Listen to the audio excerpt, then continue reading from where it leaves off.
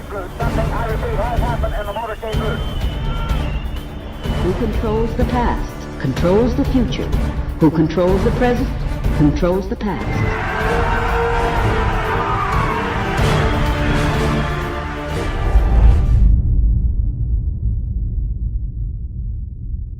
Welcome to the Infowars Nightly News. It is Friday, May 15th, 2015, and I'm Leanne McAdoo. Here's a look at tonight's top stories.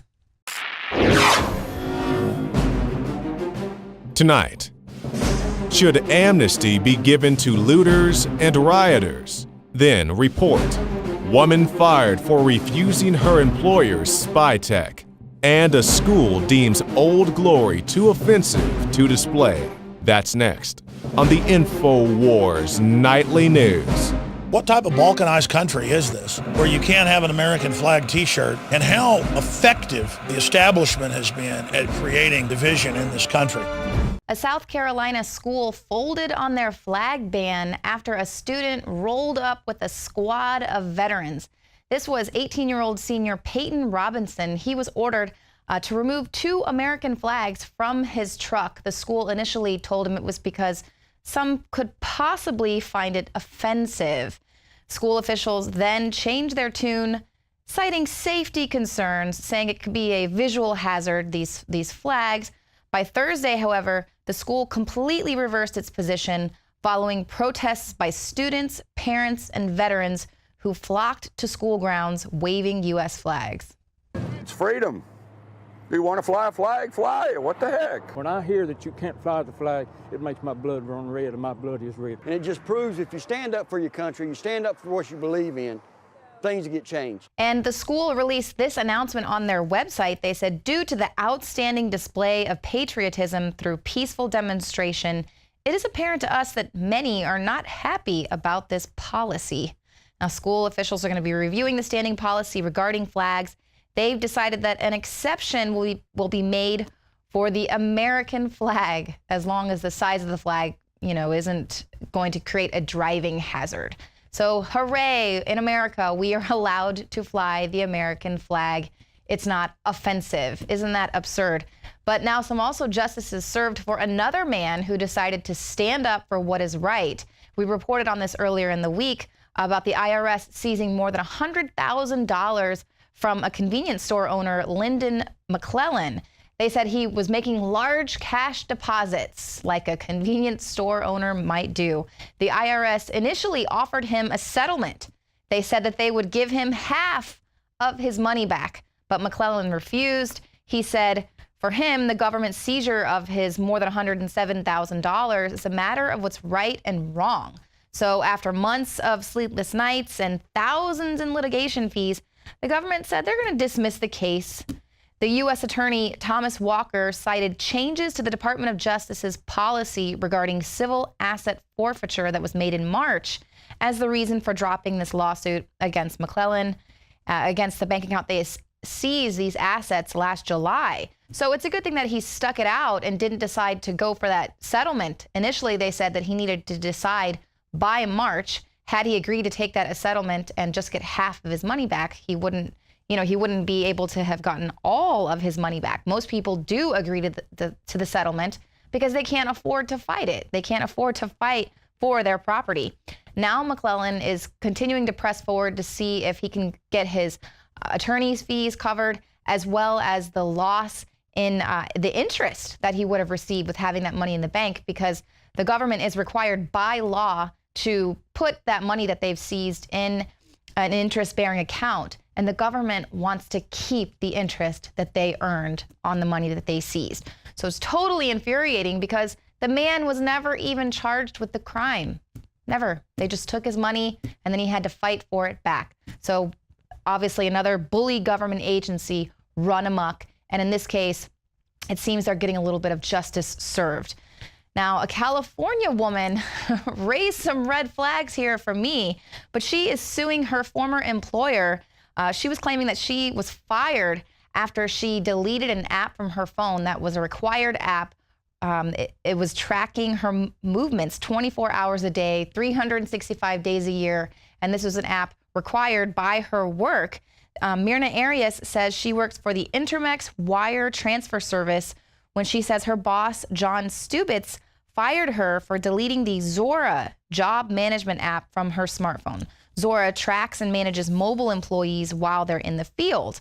Now, Arias said that when she and her fellow employees asked Stubitz if he could track them when they weren't working, Stubitz admitted that employees would be monitored while off duty. And he bragged that he knew how fast she was driving at specific moments ever since she had installed the app on her phone. So this is pretty jarring to me because we already know that a lot of companies are requiring that their employees give them access to all of their social media accounts. Now they're going to require that you download apps on your phone that are able to track all of your movements so your boss can see what you're up to. So absolutely pretty crazy there. Now we have another story on Infowars today. Rioters in Baltimore caused more than $9 million in property damage during the Freddie Gray protests. And now the Southern Christian Leadership Conference is leading the charge. Several groups are calling for amnesty for those who've been arrested. A Facebook page titled "Massive Protest Amnesty for All Arrestees. Drop the Charges. Baltimore's youth are not thugs. Release all those arrested." And they announced that they're going to be holding a protest Saturday, May 16th at 3 p.m. So that will be tomorrow. Now, the Baltimore People's Power Assembly admits that the call for amnesty is for those who looted stores and destroyed private property.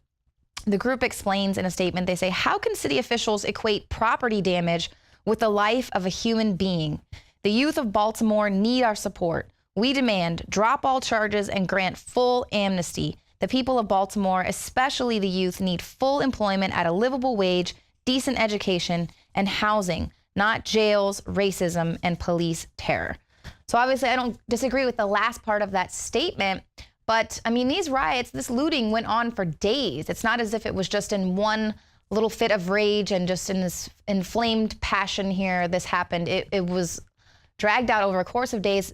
$9 million in property damage took place. So do we really want to set the precedent, especially as we're being warned that we can expect more unrest to be unfolding in cities across America? We're starting this cycle of unrest. So are we basically setting a precedent that looting and rioting and millions of dollars in property damage is going to be okay, and that when you do that, you're just going to get off? But on the same token, where are the consequences for some of these police officers who are getting away with the crimes that they're committing? Pulitzer Prize-winning journalist Seymour Hersh says he is not backing off anything that he said in his blockbuster 10,000-word story that was released this week, arguing that the official account of the American raid that took down Osama bin Laden is based on one big lie. He says what is arguably seen as the apex of Obama's presidency is actually built on a lie. Seymour Hersh refuses to back down. Now, the story has been debated all throughout the week. A lot of people are attacking not only his account, but also his credibility as a journalist. Yeah, and I think it's important, Leanne, for people to remember that Seymour Hersh has broken a lot of major stories, things that have really had huge impact on the history of this nation. One of them, of course, is the Church Committee. That came from an investigative report by Seymour Hersh back in 1974. Here's the title of this: "Huge CIA operation reported in U.S. against anti-war forces and other dissidents in Nixon years." And they point out in the article that at least 10,000 Americans were maintained, a list of 10,000 Americans maintained by a special unit of the CIA that reported directly to the director, Richard Helms. Now, of course, Richard Helms, you famously see the pictures of him at the Church Committee hearing, holding up the assassination gun and other things. The Church Committee hearing focused primarily on the CIA, primarily focused on sensational items like that, assassinations. He, however, really got to the crux of the matter, and it was picked up by Pike. And they had a House committee hearing at the same time that the Senate had its Church Committee hearing. Pike, who headed that in the House, really got to the gist of what was going on. He asked some very important questions.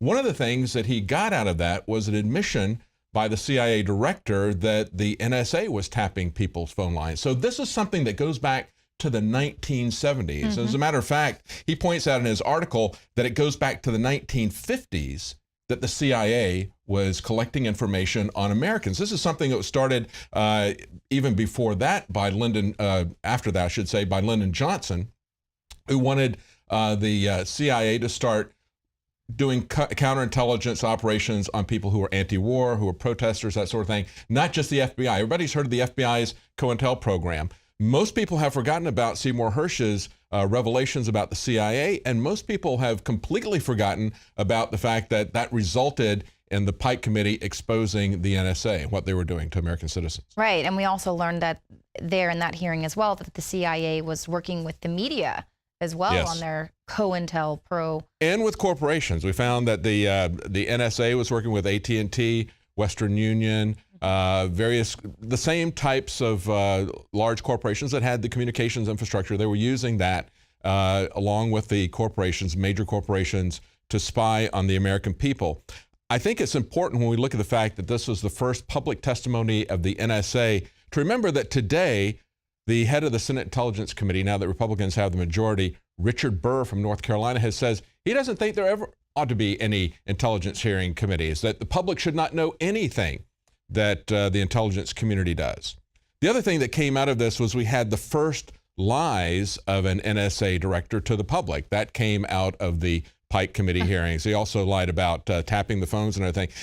He pointed out, he asked, why are we doing this? What is the mission statement of the intelligence community?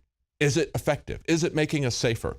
He pointed out failures, Leanne, that had just recently occurred. Their failure to see the 1968 Tet Offensive, their failure to see the 1974 coup in Portugal, the 1974 invasion of Cyprus by Turkey, the 1973 Yom Kippur War. All those were missed by the NSA, by the CIA, even though they were spying on political dissidents in the United States. Perhaps that's why they missed all those things. And We're today, in a time loop. Exactly. Today we see, well, we have to do all this because of security, because of terrorism. Today they had spying on Occupy protesters or vegan potlucks and exactly. And today we have the verdict in the Boston bombing, Tsarnaev brothers. Where was the NSA? Where was the CIA in terms of finding these guys? So yet another failure to that. So they've never really been about stopping terrorism. It's always been about crushing dissent. Absolutely. There's another parallel in this, Leanne, in terms of the Pike Committee hearings, and that is the way we're seeing the TPP handled today. The fact that we have members of Congress, unfortunately, most of them can't even be bothered to read it. There is a provision for them set up to read it. But as Rand Paul pointed out, and as others have pointed out, you have to go to a special room, you have to sign in, Someone hovers over your shoulder, you've got to destroy any notes you take. You can't take those notes out with you. They responded, a real prevarication, saying, of course you can read it, but you can't tell anybody what you've read, okay? This message will self-destruct. Yeah, you can take notes, but you can't take those notes out with you, okay? And so you had a similar thing happen with the NSA when they came before the Pike Committee. He said, where is your charter? Because the CIA had a charter, which they violated, okay? But he said, where's your charter? And then the guy says, well, you can go down somewhere to look at it. This is the back and forth that goes between Pike and the head of the NSA. He said, you're talking about a document that set up the entire NSA. It's one which all members of Congress are entitled to see without shuttling back and forth downtown to look at it. And he came back and says, well, I can't show it to you because it's got secret material in it. And he goes, well, it seems incredible to me, frankly, this is Pike saying, that we're asked to appropriate large amounts of money for that agency, and in those days it was $10 billion. Today that'd be probably about $50 billion, which employs large numbers of people without being provided a copy of the piece of paper by which the agency is authorized.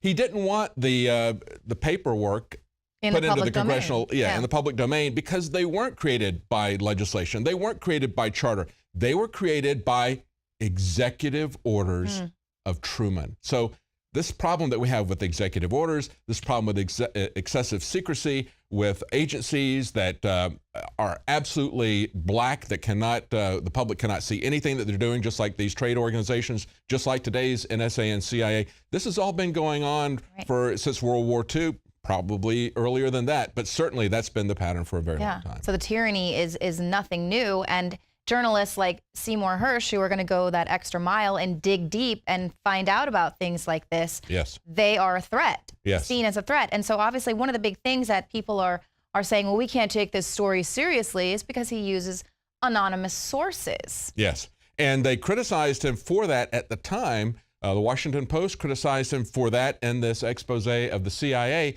At the same time, the Washington Post had just broken Watergate with anonymous sources. The difference was, Leanne, that Seymour Hersh, he has unnamed sources where they had anonymous sources. Their anonymous sources that they used at the Washington Post were presumably not known even to the editors, whereas when he has unnamed sources, he makes sure that his editors know and vet who those sources are. That's the difference. Keeping the sources unnamed versus having secretive sources that nobody other than the reporters, in the case of the Washington Post, these were new reporters, cub reporters that had never done anything before, and they were allowed to use these secretive sources like Deep Throat or whatever. Nobody presumably knew who they were. Yet the Washington Post would still criticize him for this. Why? Because he's going after the intelligence operations that have been ineffective, that have been something, and you know, when they say they're making us safer, when I look at this newspaper from 1974, all over it is stuff about Iran. Okay, they're talking to former intelligence people. Richard Helms had by that time left the CIA and had gone to Iran. He was the ambassador in Iran. Then we have the Shah asking Americans to push for big contracts in Iran. You need to understand that Iran was essentially a state that was created and run by the CIA in the mid-70s. Okay, they had their secret police, the Savak, a reign of terror on the Iranian people, taking them, rendering them to torture sites, picking people up, as we see at Gitmo, other places, as we see the legal infrastructure in our NDAA. They had created that in Iran. So you want to know what America is going to look like if we don't stop this out-of-control surveillance state, this out-of-control torture state? Look at Iran under the Shah. It was a reign of terror, and of course, that's where all these guys were going to hide out at that time. So it just goes to show that when you give them a free reign, it doesn't make you safer at all. Not. So it's incredible. I mean, it really is like we're in a time loop, just seeing the same exact stories on the front page with Iran, and then attacking journalists who would dare go that extra mile to dig a little bit deeper, like Gary Webb or Cy Hirsch, but also just looking at these NSA programs and how they were never about stopping terrorism, because again and again and again, they failed. There's so many instances of where they did not stop the terror attacks. Could it be because they want them to take place? But truly, Operation Chaos and these other things were about crushing dissent. Totally ineffective. But as you pointed out, they had Operation Chaos. That's what Nixon called the program. Before that, under Lyndon Johnson, under LBJ, it was called Project Resistance. They worked with college administrators, campus security, local police to identify anti-war activists and political dissidents without any infiltration taking place, they said. Then Nixon combined all that together with Operation Chaos, and I thought it was kind of funny, Leanne, that there was this Mel Brooks TV comedy that was created called Get Smart, and the antagonist in that, the nemesis in it, was Chaos. And that was about 4 years before these guys actually started this thing. So perhaps that's where that came from. But here's the difference. Today, it's much, much more dangerous because they did not have the technology in those days to record and analyze all these conversations. They could tap into people's conversations, but they were very limited, just like the Stasi was very limited in what they could do. Today, the added advantage of technology makes them far more dangerous. Even though they're doing the same sorts of things, they have that additional leverage of technology that makes it far more dangerous. Right, and they're actually, a lot of this new technology with social media and everything was created with the intent that they would be able to collect all of our data. They're saying, wow, this is really wonderful. We're going to be able to build a matrix-like reality, simulate what's going on in the real world. People are willingly giving up their data, letting us know where they are, what time. They turn on their smart homes that are tracking us and just giving us all of this information. And we've actually reported on some of these programs, the Sentient World Simulation. It's a continuously running mirror model of reality, and this helps them predict and evaluate future events and courses of action. And that's just one program. Yeah. That's what's so troubling about the whole concept of mastering the human domain, which is a subtitle of the Jade Helm logo. When you go back and you look at human domain analytics, they talked about how they were looking at national intelligence, then they took it down to regions, then they took it down to individuals. They're looking at everything about you, who you know, your activities, tracking you constantly, and then looking at a context of politics and religion and various other things about you. That's what makes this all so dangerous. And what makes me so concerned about Jade Helm is that you can see, looking over the last several years, if you go back and you look at McRaven and others, they've been talking for quite some time about the special forces being boots on the ground for this intelligence gathering, saying you can gather a lot of intelligence and we can use that along with you to identify bad people and to track them, to create a map of the bad guys, essentially overlay that over a geographical map. But you need boots on the ground. You need human intelligence there that can also be spying on people and reporting this back to you. So it is total. It's not just looking at your license plate as you drive by, not just having cameras everywhere, but also having physical spies on the street. And that's what Jade Helm is about, is this merging of the human domain analytics, activity-based intelligence, all these different aspects in with special forces, with the military, with the police, merging them all with the NSA. Right. How are people going to react if the water supply gets cut off, or if there is a military coup in their state? How will they react? And they can see how the state of Texas has reacted.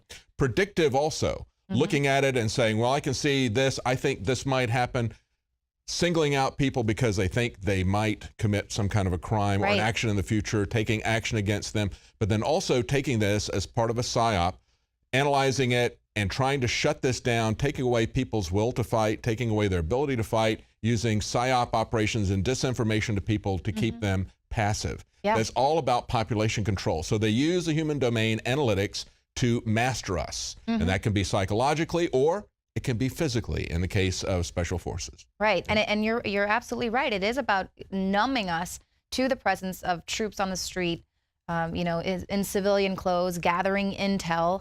And it's almost like when we're bombarded with all of this racism here every day, you become numb to it. You almost really stop caring. Oh, another riot. Oh, another protest. Oh, goodness. And that's essentially what happened back in the day when the Pike Committee hearing did this.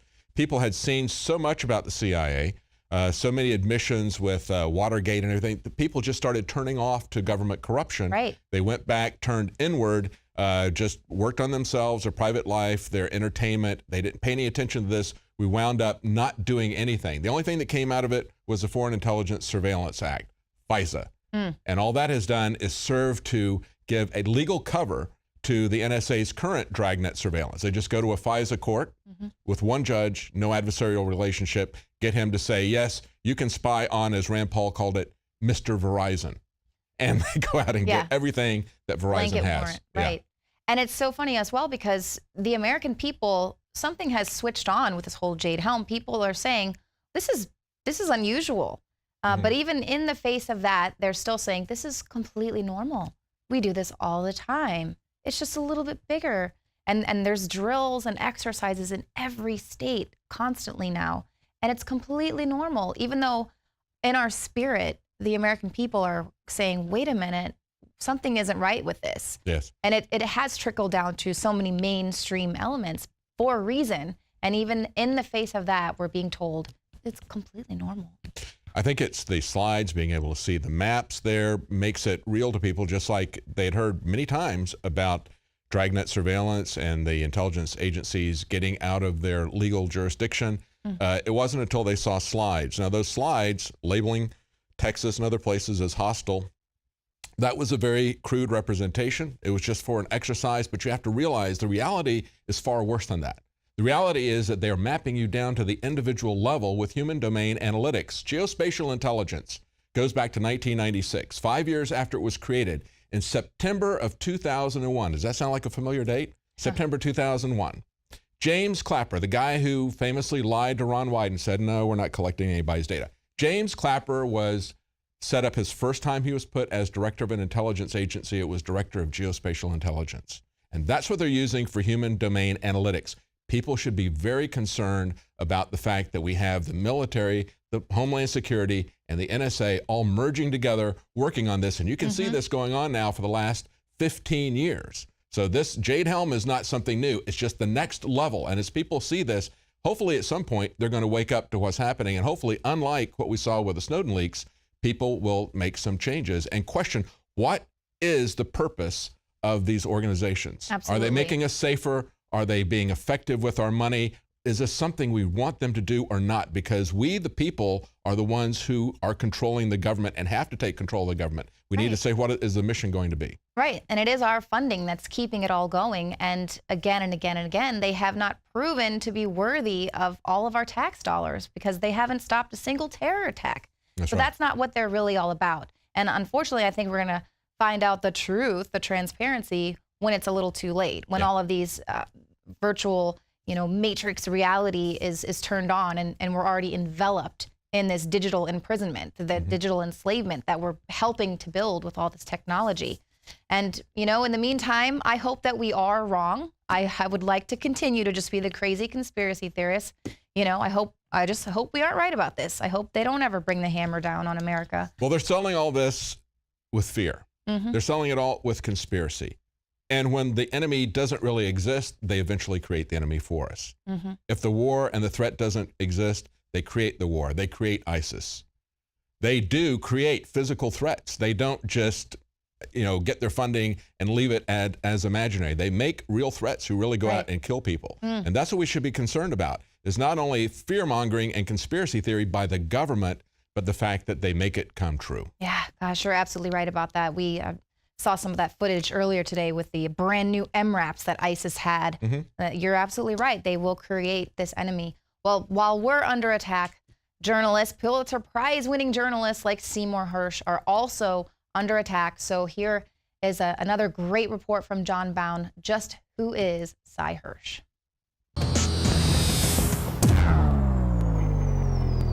Who is Cy Hersh, and why does what he says matter? Mr. Hersh exposed the cover-up of the 1968 My Lai massacre of between 347 and 504 unarmed Vietnamese citizens and received the 1970 Pulitzer Prize for international reporting for his work. He has notably investigated the CIA's secretive Project Azorian. Hersh recently exposed the mistreatment of detainees at the Iraqi prison Abu Ghraib. Mr. Hersh has the journalistic integrity to take the lonely path seldom seen towards the truth. Now this award-winning journalist and touchstone to a fading era of investigative journalism faces an administration that has set a new record on what can only be declared as a war on transparency. The Society of Professional Journalists, made up of 38 groups, wrote a letter to the Obama administration criticizing its overall politically driven suppression of the news. Hersh's solution to the lapdog media that whitewashes Obama's dirty laundry is to shut down news networks like NBC and ABC and fire 90% of the mainstream editors, replacing them with real journalists who are outsiders and not afraid to speak truth to power. The Republic's in trouble. We lie about everything.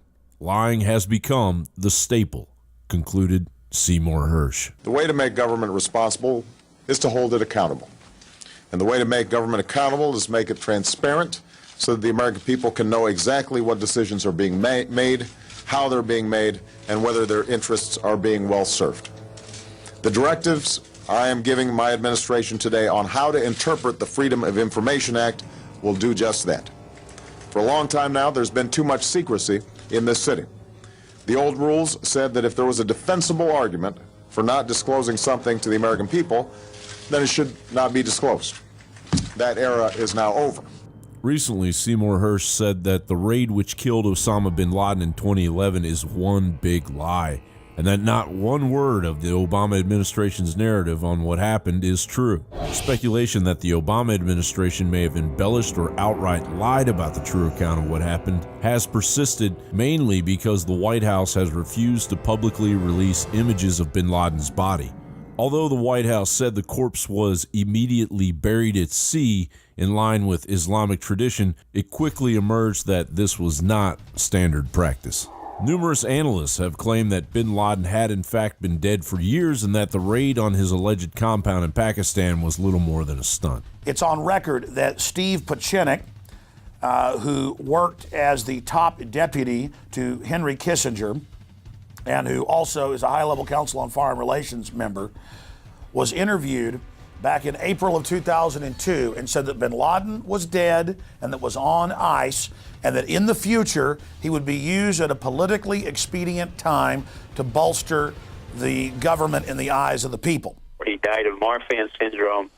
Bush Jr. knew about it. The intelligence community knew about it. CIA had already sent a physician way before, under the Clinton administration, to see him at the American hospital in Dubai. He was already very sick from Marfan syndrome, and he was already dying. So nobody had to kill him. He had El-Zawahiri, who was a physician with him, who is still a physician. I don't know where he is. But we knew he was already dead by 9/11.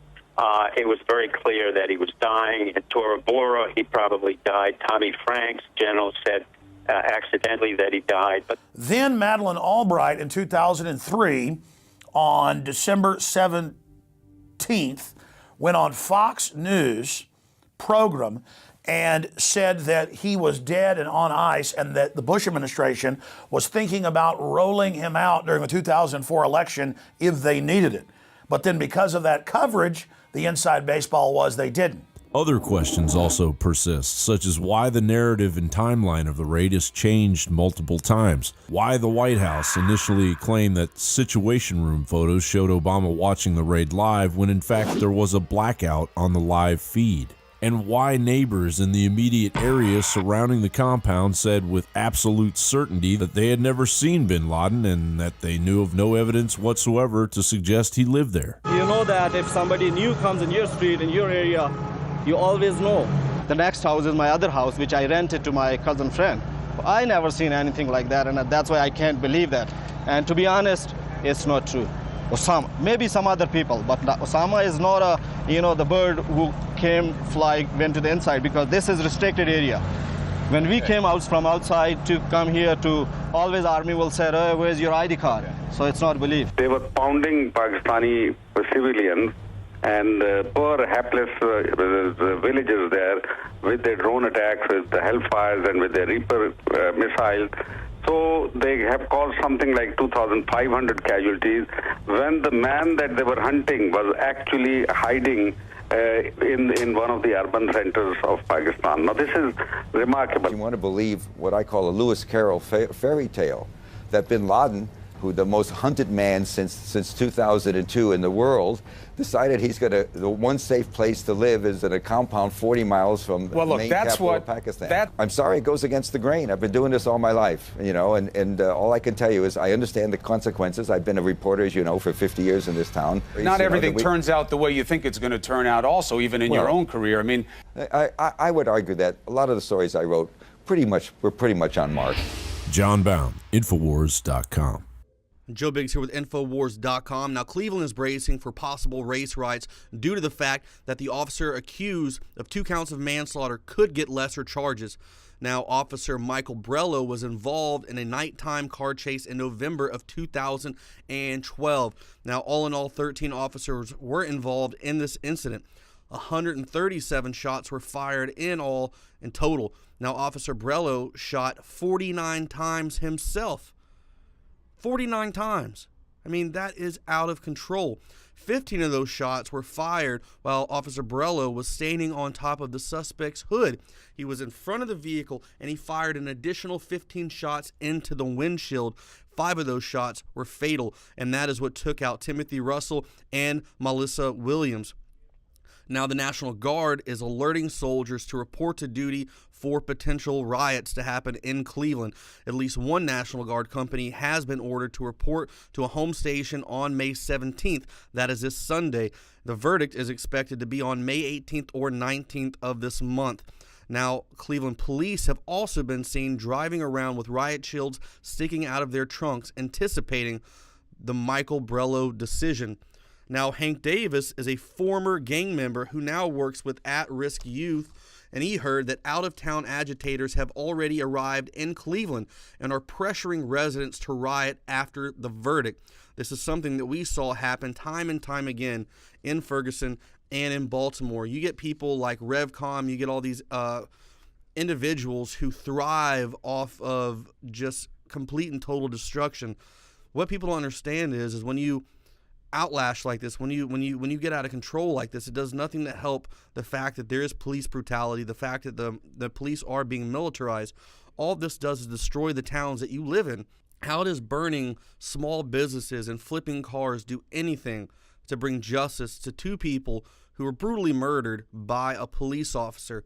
But I can assure you that Jakari Jackson and I will be on standby to deploy to Cleveland in case things get out of control. Him and I will be following this story very closely over the next 48 hours as things develop. So be sure to check from time and time again at Infowars.com for more updates. And also go to the Alex Jones Twitter and the Alex Jones YouTube channel. And I'd like to thank you all for getting us over 1 million subscribers. Once again, I'm Joe Biggs with Infowars.com.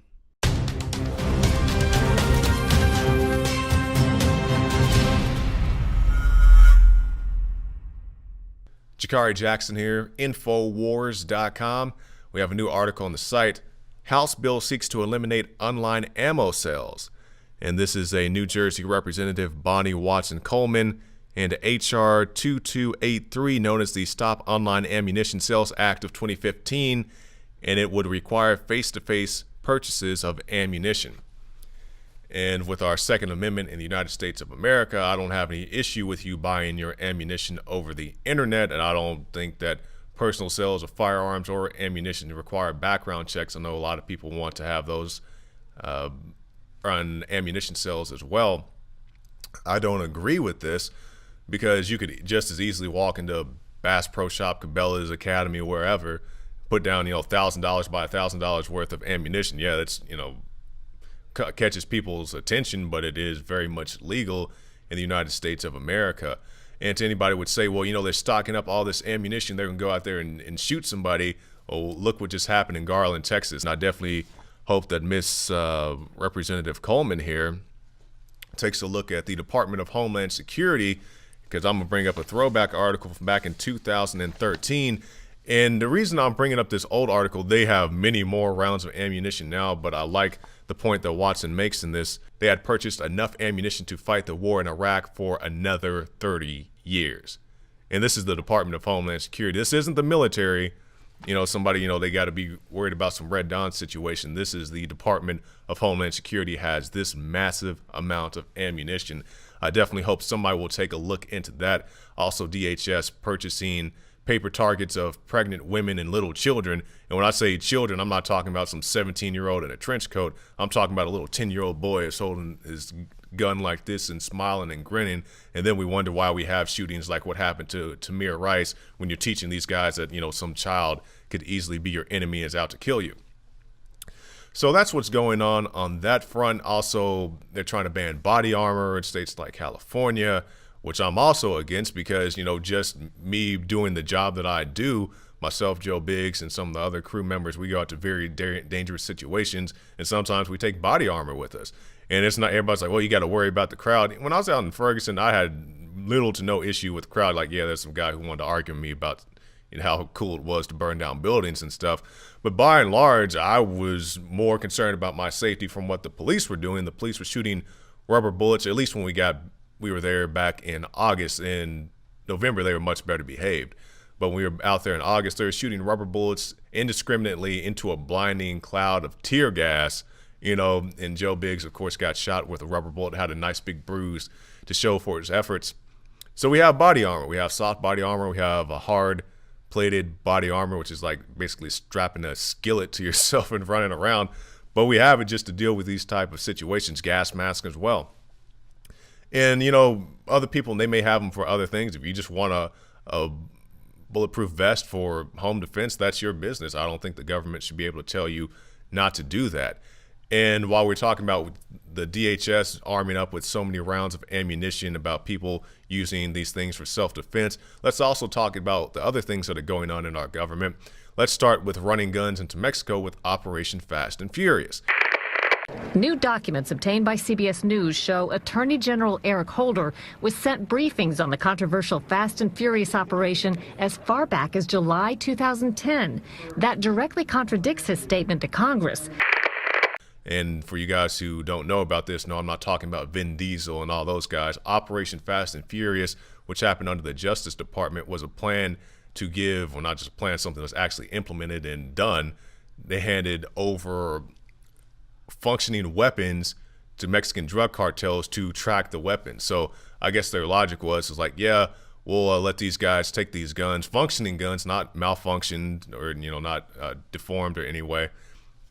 We'll give these guys the guns to go out there and commit crimes, and then when we catch these guns at the crime scenes, we'll know these guys were handlers of the guns. We'll be able to trace the guns back, which makes no sense because how many innocent people are going to die in this plan before it comes to fruition?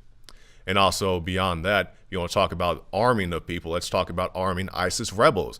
The article came out last year, airdropping grenades into the hands of ISIS. And people will say, this is not a big deal. A pallet of grenades is not going to take down the U.S. military. I do agree. But what about all the innocent civilians who are unarmed in those regions? They have to conflict with this now. Disarming people isn't the way to go. And we saw this recently with the representative in Michigan, you know, shooting his shotgun at his ex-wife's car. Shakari Jackson signing off. You can find more reports on the Alex Jones channel on YouTube. Joe Biggs here with Infowars.com. Now today I had a video sent to me multiple times by different people showing a convoy in South Carolina traveling southbound on I-95. Okay, so these are troops that are on a convoy in South Carolina. It's military operations. Look at all of these tanks on Interstate 95 South. I mean, this is like a war zone. What is going on here? What is going on here? This is nothing unusual. This has nothing to do with Jade Helm. I can just tell you from my time at Fort Bragg, it's not going to be unlikely in that area to see convoys driving up and down that road. The thing is, though, is a lot of people are concerned about the upcoming Jade Helm exercises. They'll be conducted over 8 weeks in 5 different states. So the way the military works is they're going to conduct these operations at the time they say in those areas. There is normal military training that happens on these roads. And the reason being is when I was at Fort Bragg, we would actually get on 95 and drive south and spread our vehicles out to see how the communications systems that we had, our radios, see if they were linked up good, if they worked, if our headsets worked. And simply that's all this is. This has nothing to do with Jade Helm whatsoever. These aren't tanks. These look like strikers without the cages on the side for to stop RPGs. These are just regular strikers driving up and down the road, and you can see the guys sticking out. They all have the helmets on with the mouthpieces, and they're simply doing communications checks. And like I said, when I was at Bragg, that's something that we did a lot of the time.